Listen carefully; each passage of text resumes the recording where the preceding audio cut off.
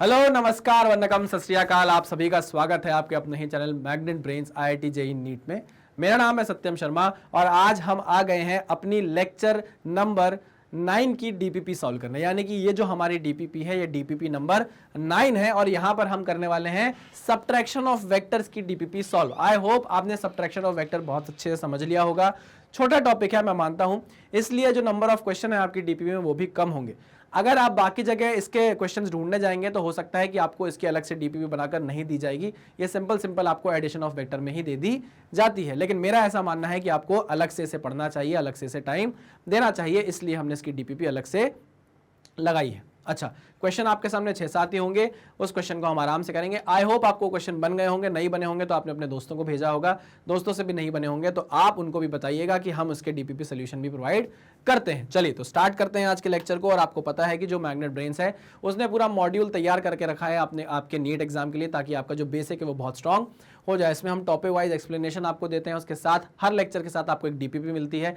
DPP का solution भी अगले दिन आपको मिल जाता है। अच्छा, DPP आपको कहां से डाउनलोड करनी है? magnetbrains.com से डाउनलोड करनी है। जाकर वेबसाइट पर जाना है, वहां पर आपको बहुत इजीली DPP मिल जाएगी और वहां से आपको उसको डाउनलोड करना है। DPP का सोल्यूशन भी आपको मिल जाएगा, चैप्टर वाइज MCQs मिल जाएंगे, PYQ सोल्यूशंस आपको मिल जाएंगे। हम डाउट सॉल्विंग सेशन भी रखेंगे, साथ ही साथ वीकली इंटरेक्टिव सेशन होगा जहां पर हम आपसे कुछ आपकी दिक्कतें पूछेंगे, आपको मोटिवेट करेंगे और एग्जाम्स के बारे में बातें आपसे करेंगे। ठीक है ना? चैप्टर वाइज 1 शॉट रिवीजन आपका होगा जैसे जैसे एग्जाम अप्रोच होने लगेगा। और 1 शॉट यानी कि ऑनलाइन टेस्ट सीरीज, 1 शॉट नहीं ऑनलाइन टेस्ट सीरीज हम आपको प्रोवाइड करेंगे, जहां पर आप ये पता कर पाएंगे कि आपकी जो प्रिपरेशन है वो ऑन पॉइंट चल रही है या नहीं। तो चलिए पहले क्वेश्चन पर चलते हैं अपने DPP के। आपने आई होप DPP का पहला क्वेश्चन कर लिया होगा। बहुत आसान सा क्वेश्चन है, यहां पर तो उसने सॉल्व भी नहीं करवाया है, सीधे ऑप्शन दे दिया है। क्या क्वेश्चन है? A particle is moving on a circular path of radius r with uniform velocity v. The change in velocity when the particle moves from point P to Q is. From P to Q is change in velocity पूछ रहा है। अच्छा, एक जिसने इसने ये चीज सही नहीं करी है, इसको यहाँ V1 वेक्टर लिखना चाहिए और यहाँ पर V2 वेक्टर लिखना चाहिए। मैग्नीट्यूड सेम है तो क्या हुआ, डायरेक्शन तो अलग है तो वेलोसिटी अलग अलग हो जाएगी। ठीक है ना? Change in velocity when the particle moves from P to Q। Change in velocity का जो मैग्नीट्यूड होता है उसका फॉर्मूला हमने निकाला था, अगर आपको याद हो तो 2 times of v sin theta by 2। याद आया? हाँ सर याद आया। ओके, तो यहाँ पर 2 टाइम्स मैग्नीट्यूड सेम है, मैग्नीट्यूड सेम है v sin थीटा बाई 2 यानी कि sin 40 बाई 2, sin 40 बाई 2 यानी कितना हो जाएगा? 20 हो जाएगा। सही कहा क्या मैंने? हाँ सर एकदम सही कहा है, एकदम सही कहा है। तो आंसर आएगा 2v sin 20, 2v sin 20। Clear? बहुत clear. Next, A particle slides with the speed of 5 metre per second at P when it reaches। अच्छा, ये क्वेश्चन आप करेंगे है ना, जब हम वर्क एनर्जी एंड पावर में पहुंचेंगे तो ऐसे क्वेश्चंस आपको बहुत सारे देखने को मिलेंगे, टेंशन बिल्कुल मत लो। यहां पर आपको सिर्फ और सिर्फ यूज करना है अपनी चेंज इन वेलोसिटी का। Slides with a velocity of 5 metre per second at point P। Okay, 5 metre per second की वेलोसिटी है। When it reaches Q it still moves at a speed of 5 metre per second, मतलब magnitude में कोई change नहीं आया है। After describing an angle of 60 degree, यहां पर एंगल है 60 degree. Okay, in the figure, find the change in velocity of the particle between P and Q. Assume that the path followed by particle is circular from P to Q. Circular path है, उसने पहले ही बोल दिया। आप ये मान लो P से Q जाने में आप कितना एंगल सब्सक्राइब कर रहे हो सेंटर पे? 60 डिग्री का सबटेंड कर रहे हो, 60 डिग्री का। ओके, तो हम बोल सकते हैं कि अगर इस V1 वेक्टर को मैं यहाँ शिफ्ट करूँ, इस V1 वेक्टर को अगर मैं यहाँ शिफ्ट करूँ तो क्या होने वाला है? अच्छा, एक चीज़ बहुत इंपॉर्टेंट मैं आपको बता दूं कि हम जब वेक्टर को शिफ्ट करते हैं, जैसे ये V2 वेक्टर और ये V1 वेक्टर है, जब आप V1 वेक्टर को यहाँ पर शिफ्ट करेंगे, दिस इज और V1 वेक्टर, तो आपको V2 माइनस V1 वेक्टर निकालना होता है। ये तो आपको पता है ना कि आप इस वेक्टर को पलटाएंगे, पीछे की डायरेक्शन में ले जाएंगे, फिर उसका रिजल्टेंट आएगा। ये जो आप निकाल रहे हैं, ये इस वेक्टर को पलटाने के बाद जो रिजल्टेंट आ रहा है उसका मैग्नीट्यूड निकाल रहे हैं। या मैं आपको लेक्चर में समझा चुका हूँ। सेम यहाँ पर भी वही चीज़ होगी। दिस इज V1 वेक्टर है, हम V1 वेक्टर को पैरेलली शिफ्ट करके इधर लेकर आएंगे। This is your V1 vector, V1 vector angle आ जाएगा कितना? 60 डिग्री। लेकिन आपको पता है कि हम एक्चुअल में क्या निकालने वाले हैं? हम एक्चुअल में निकालने वाले हैं V2 vector minus V1 vector का, ये निकालना है ना, find the change in velocity. ठीक है, तो हम V2 vector minus V1 vector निकालने वाले हैं। इसका मतलब ये है कि इसका फिगर बनाता हूं मैं। V2 वेक्टर तो इस डायरेक्शन में ही रहने वाला है, V2 वेक्टर तो इस डायरेक्शन में ही रहने वाला है। This is your V2 vector. V1 vector की डायरेक्शन ये है तो माइनस ऑफ V1 वेक्टर की डायरेक्शन ये होगी। ये भी मानते हो कि नहीं मानते? हाँ सर मानते हैं, minus of V1 vector. Okay, इसका रिजल्टेंट आएगा कहाँ पर? रिजल्टेंट की कुछ डायरेक्शन ये होने वाली है। ये आपको पता होना चाहिए, लेक्चर में मैंने बहुत डिस्कस किया है इन सारी चीजों को, ठीक है ना। This is minus of v1 vector and this is v2 vector. चलिए तो फॉर्मूला सिंपल फॉर्मूला, और वो क्या है 2 times of v sine theta by 2। क्या है भाई 2 टाइम्स ऑफ v, मैग्नीट्यूड कितना है 5 metre per second, sign 60 by 2, है ना। ओरिजिनल एंगल रखेंगे हम, ओरिजिनल एंगल, ये वाला एंगल मत पुट कर देना।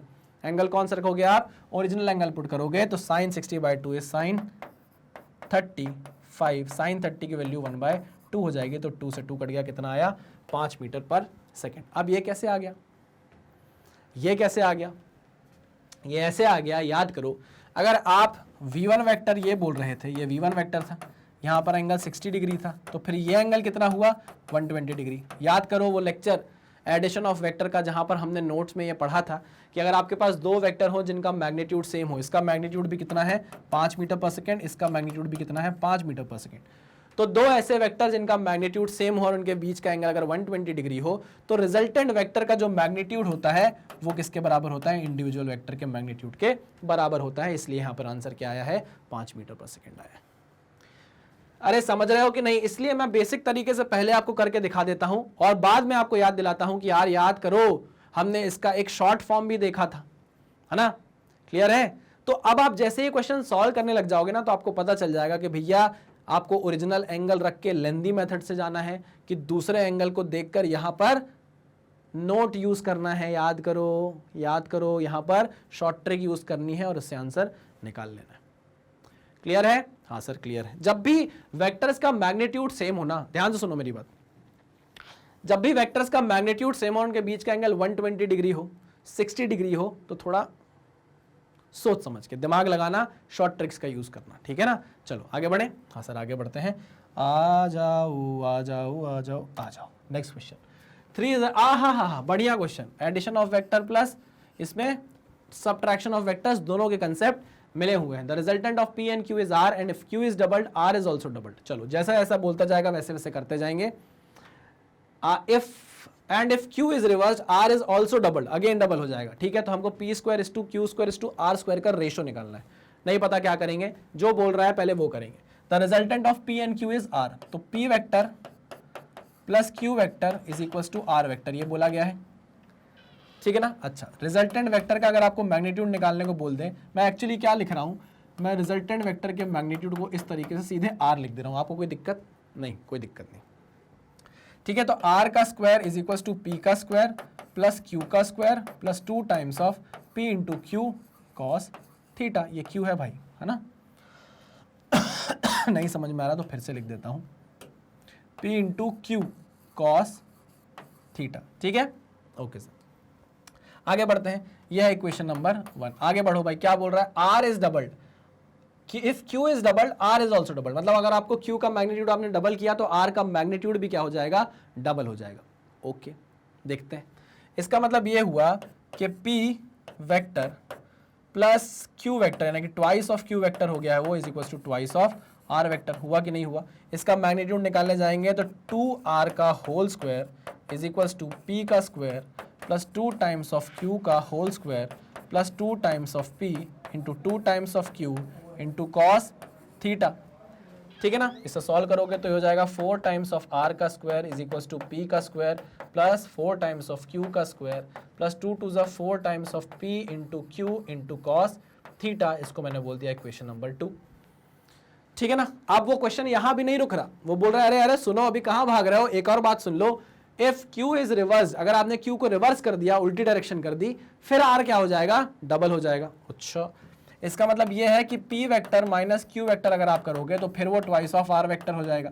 इसका मैग्नीट्यूड निकालो तो 2R का whole square is equals to P का स्क्वायर प्लस Q का square minus 2 times of P into Q cos theta. याद आया, ओरिजिनल एंगल रखोगे तो यहाँ माइनस, ठीक है। ओके सर, तो ये हो जाएगा 4 टाइम्स ऑफ R का square is equals to P का स्क्वायर प्लस Q का square minus 2PQ cos theta. ये हो गई इक्वेशन नंबर 3। अब क्या करें, देखो मुझे ऐसा समझ में आ रहा है कि अगर मैं 1 और 3 को देखूं, अगर मैं इक्वेशन नंबर 1 और 3 को देखूं और इनको ऐड करूं तो 2p cos थीटा और 2pq cos थीटा कट जाएगा, तो थोड़ा सिंप्लीफाइड इक्वेशन आएगी, है ना। इसको एलिमिनेट कर दूं क्योंकि मुझे लास्ट में क्या चाहिए, पी स्क्वायर क्यू स्क्वायर और आर स्क्वायर ही चाहिए, तो ये 2pq cos थीटा मेरे कोई काम का नहीं है ना। मुझे दिख रहा है यहाँ पर 2pq cos थीटा प्लस में है और यहाँ दिख रहा है माइनस में है, तो मैं अगर सीधे सीधे ऐड कर देता हूँ फर्स्ट इक्वेशन और थर्ड इक्वेशन को, तो ये एलिमिनेट हो जाएगा, ठीक है। तो मैं क्या करने वाला हूँ, इक्वेशन नंबर 1 में इक्वेशन नंबर 3 ऐड करने वाला हूँ, कर दूं। तो देखो 4r स्क्वायर एक आर और स्क्वायर से जुड़ेगा तो कितना हो जाएगा, 5r स्क्वायर हो जाएगा, ठीक है सर। तो ये हो जाएगा 5r स्क्वायर, ठीक है। p स्क्वायर एक p स्क्वायर से जुड़ेगा तो कितना हो जाएगा, ट्वाइस ऑफ p स्क्वायर, ठीक। q स्क्वायर से जुड़ेगा तो कितना हो जाएगा, ट्वाइस ऑफ q स्क्वायर। कुछ गलत किया क्या मैंने? नहीं सर, कुछ भी गलत नहीं किया है आपने।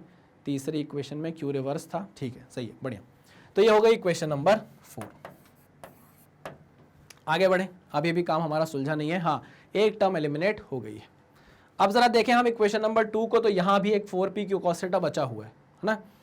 तो मैं क्या करूंगा, मुझे दिख रहा है कि p स्क्वायर क्यू स्क्वायर इधर आ गया, है ना। मुझे दिख रहा है कि अगर मुझे एलिमिनेट करना है इसको, तो मैं इक्वेशन नंबर 3 को अगर 2 से मल्टीप्लाई कर दूं, इक्वेशन नंबर 3 को अगर 2 से मल्टीप्लाई करूंगा तो ये 4pq cos थीटा बनेगा नेगेटिव का, और यहाँ पर पॉजिटिव 4pq cos थीटा है ना। फिर ये दोनों क्या कर जाएंगे, कट जाएंगे, और हमारे पास p स्क्वायर और q स्क्वायर के टर्म्स में इक्वेशन आने लग जाएगी जैसे यहाँ आ रही है। हाँ सर, ठीक ठीक ठीक, सही बोल रहा हूँ, सही बोल रहा हूँ।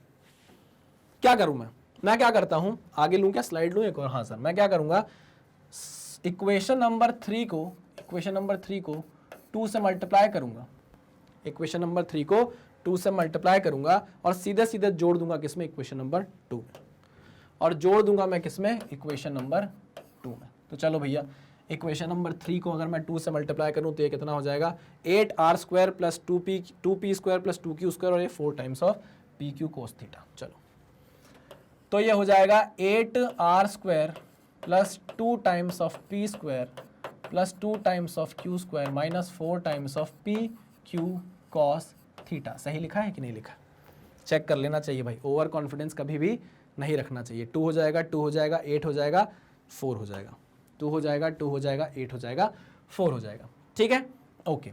अब क्या करूं मैं, इसमें ऐड कर दूं इक्वेशन नंबर 2। इक्वेशन नंबर 2 क्या है, इक्वेशन नंबर 2 है 4r square is equal to p square plus 4q square. आ जाओ,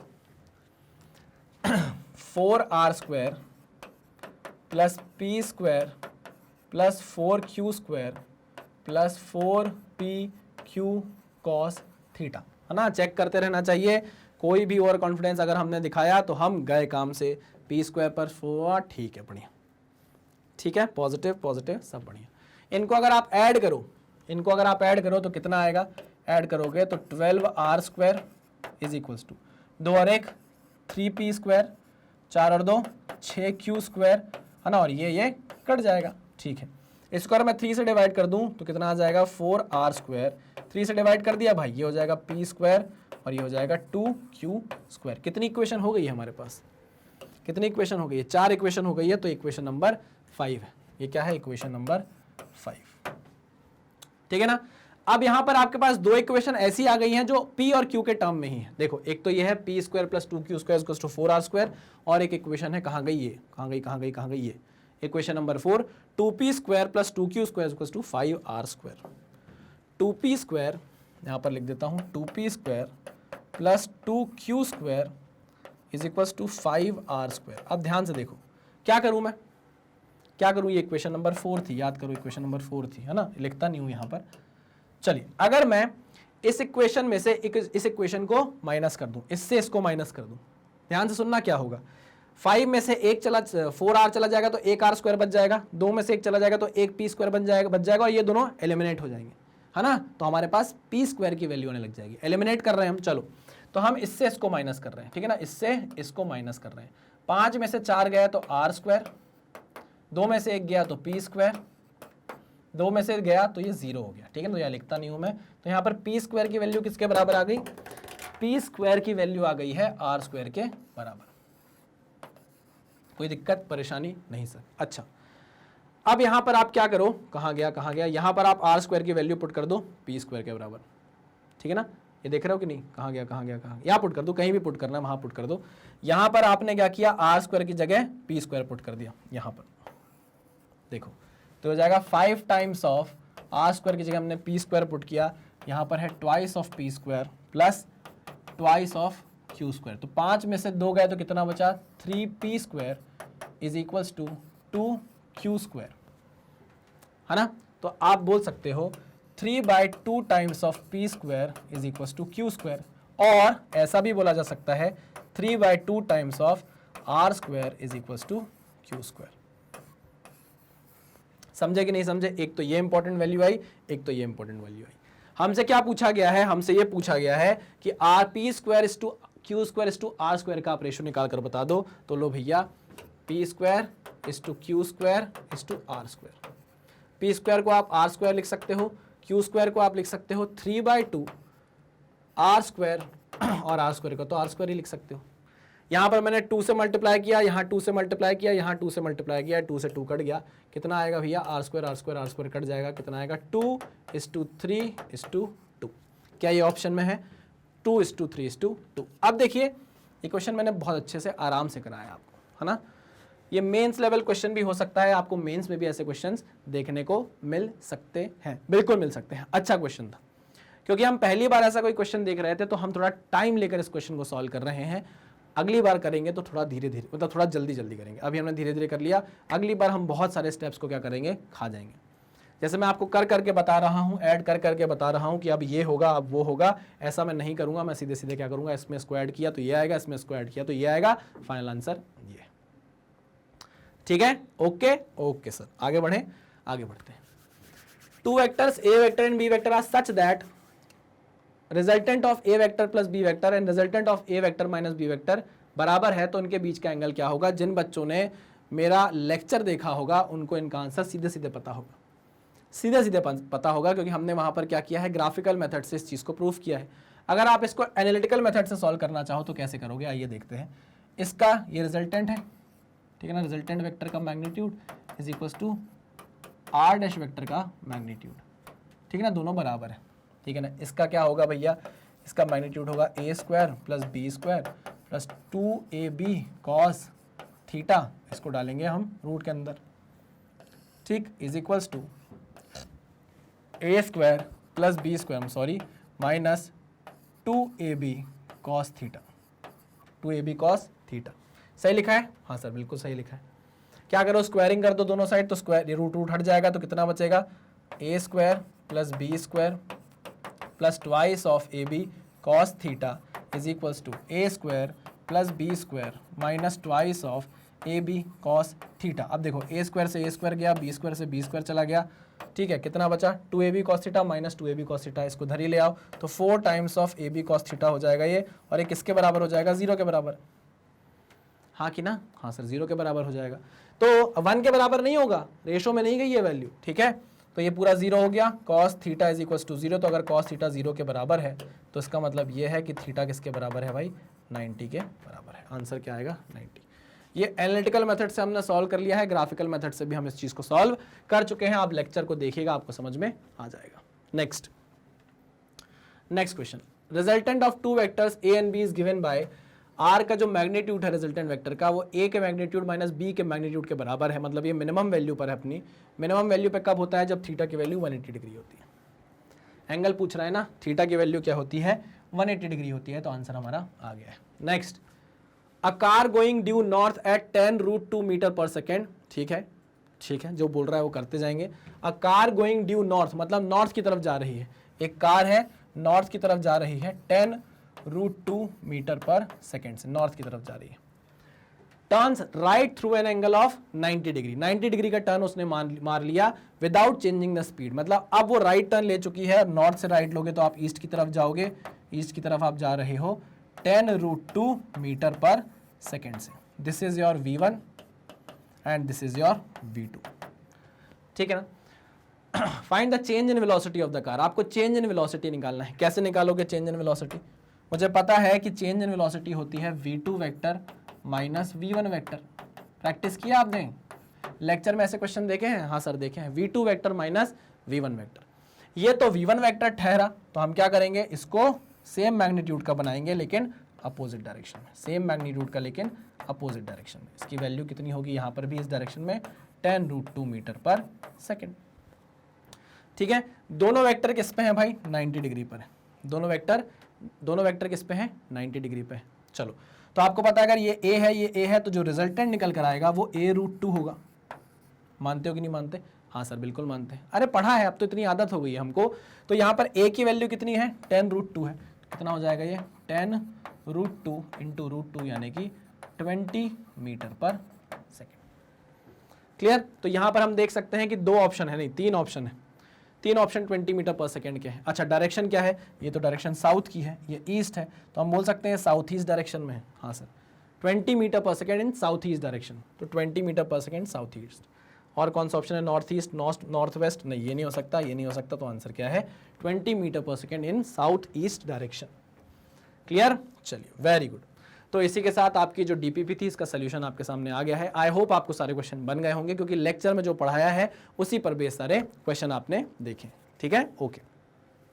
मैग्नेट ब्रेन्स की अपनी खुद की वेबसाइट है जिसका नाम है magnetbrains.com। यहाँ पर आप जैसे ही जाएंगे, जैसे कैसे जाना है, गूगल खोलते सबको आता होगा, गूगल पर आपको टाइप करना है magnetbrains.com। आप जैसे ही यहाँ पर पहुँचेंगे, यहाँ पर देखिए इतनी सारी चीज़ें, चाहे वो इंग्लिश मीडियम का कंटेंट हो, हिंदी मीडियम का हो, स्पोकन इंग्लिश का कोर्स हो, NTSC हो, ओलंपियाड हो, जेई हो, नीट हो, UPSC हो, जैब कैब हो, सब कुछ यहाँ पर फ्री ऑफ कॉस्ट अवेलेबल है। और वेबसाइट में आपको क्या कर दिया गया है, ऑर्गेनाइज तरीके से भी प्रोवाइड कर दिया गया है। अब आप पहुंचे और आप नीट के स्टूडेंट हैं, आपने नीट पर क्लिक किया तो नीट पर मेरे लेक्चर आपको यहाँ पर देखने को मिल जाएंगे। आप जैसे ही इसे क्लिक करोगे तो जितना भी मैंने नीट में कंटेंट आपको प्रोवाइड किया है यूट्यूब पर, वो सारा प्रॉपरली अरेंज तरीके से यहाँ आपको दे दिया गया है। जैसे अगर आपको याद होगा तो मैंने बेसिक मैथमेटिक्स में पहला लेक्चर आपको ट्रिग्नोमेट्री का दिया, फिर मैंने उसी के साथ डीपीपी अटैच करके दी और उसके बाद मैंने डीपीपी का सोल्यूशन दिया। तो देखिए ट्रिग्नोमेट्री का लेक्चर, उसके साथ अटैच डीपीपी और उसके बाद उसी डीपीपी का सोल्यूशन नीचे आपको मिल गया है। बहुत आसानी से आप इस चीज़ को देख सकते हो। क्लियर है कि नहीं? हाँ सर। अब मान लिया आपने क्लिक किया कि चलो देखते हैं सर पढ़ा रहे हैं कि नहीं। आपने ट्रिग्नोमेट्री के लेक्चर पे क्लिक किया तो देखो मैं आपको ट्रिग्नोमेट्री ऐसे पढ़ाता हुआ दिख जाऊंगा। मैं ही हूँ कि नहीं, शक्ल मिला लो भाई। हाँ, ट्रिग्नोमेट्री पढ़ा रहा हूँ, एंगल्स आपको पढ़ा रहा हूँ। ठीक है भाई। तो हमारी आइडियोलॉजी ये है कि हम कंप्लीटली फ्री एजुकेशन देने में बिलीव करते हैं। फ्री का मतलब ये नहीं है, फ्री का मतलब ये बिल्कुल भी नहीं है कि कंटेंट से कॉम्प्रोमाइज़ किया गया हो। कंटेंट एकदम टॉप नॉच आपको प्रोवाइड किया जाता है। हम आपसे कोई कोड लगाने को नहीं बोलते, हम आपसे किसी पैसे की डिमांड नहीं करते, लेकिन हाँ, हम भी थोड़े से प्यार के भूखे हैं। हम चाहते हैं कि आप हमें प्यार दें, सपोर्ट दें, ताकि हम आपके लिए और भी नई चीज़ें लेकर आते जाएं।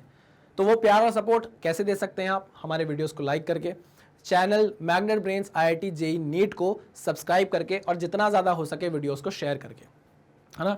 हमने क्लास 1 से लेके क्लास 12 तक आपका साथ निभाया है और अब हम कॉम्पिटिटिव एग्जाम की तैयारी भी आपकी करा रहे हैं, और वो भी क्या, फ्री ऑफ कॉस्ट करा रहे हैं। ठीक है ना। बस आपको हमारे साथ बने रहना है, हमारा सपोर्ट करते रहना है, हम भी आपके लिए नई नई चीज़ें लेकर आते रहेंगे। तो चलिए इसी मैसेज के साथ करते हैं लेक्चर को ख़त्म। मिलते हैं नेक्स्ट लेक्चर में, तब तक सावधान रहिए, सतर्क रहिए, पढ़ते रहिए। Thank you very much.